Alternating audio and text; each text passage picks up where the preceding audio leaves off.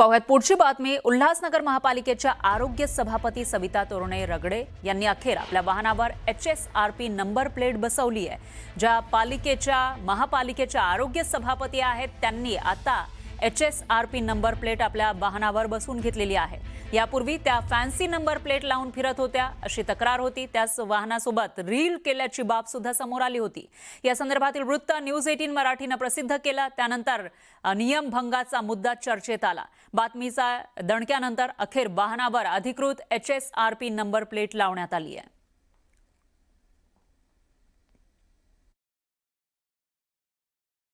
राज्यामध्ये ज्या प्रकारे HSRP म्हणजे हाय सिक्युरिटी रजिस्ट्रेशन नंबर प्लेट याची जी नियमावली आहे ती लागू करण्यात आलेली आहे आणि 2019 सालापूर्वीच्या जेवढ्या काही गाड्या आहेत त्यांना ही नंबर प्लेट बंधनकारक करण्यात आलेली आहे।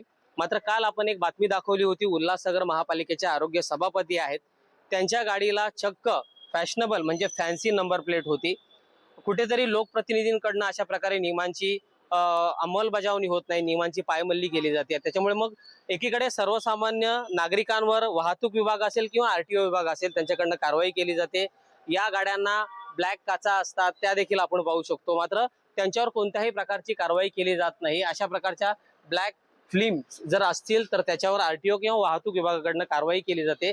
मात्र काल आपण बातमी प्रदर्शित केल्यानंतर, बातमी दाखवल्यानंतर, न्यूज 18 मराठीनं बातमी दाखवल्यानंतर तात्काळ आरोग्य सभापतींनी आपली जी फॅन्सी नंबर प्लेट आहे ती काढलेली आहे आणि नियमाप्रमाणे HSRP जी नंबर प्लेट आहे ती बसवलेली आहे। त्याच्यामुळे कुठेतरी या लोकप्रतिनिधींनी आपली जबाबदारी ओळखून काही गोष्टी केल्या पाहिजेत, नियमाची अंमलबजावणी त्यांनी केली पाहिजे। त्यांच्याचकडनं जर नियमांचं उल्लंघन होत असेल तर सर्वसामान्य माणसानं पाहायचा कुणाकडे असा सवाल उपस्थित होतो। त्याच्यामुळे कुठेतरी प्रसार माध्यम म्हणून आम्हाला देखील अशा प्रकारे या लोकप्रतिनिधींच्या डोळ्यात अंजन घालावं लागतं। त्यावेळेस त्यांच्याकडनं या नियमांची पायमल्ली न होता ते नियमानुसार चालतात।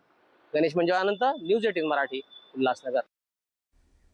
वसईमध्ये एका मालगाडीच्या डब्यांचा इंजिनशी संपर्क नव्हता, ते जोडले गेले नव्हते अशी माहिती समोर आली आणि त्यानंतर एकच खळबळ माजली।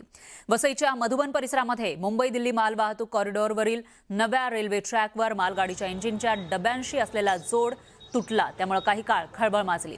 तांत्रिक बिघाडामुळे इंजिन पुढे गेलं तर काही डबे मागेच उभे राहिले। रेल्वे प्रशासनाने तातडीने डबे पुन्हा इंजिनला जोडून परिस्थिती सुरळीत केली।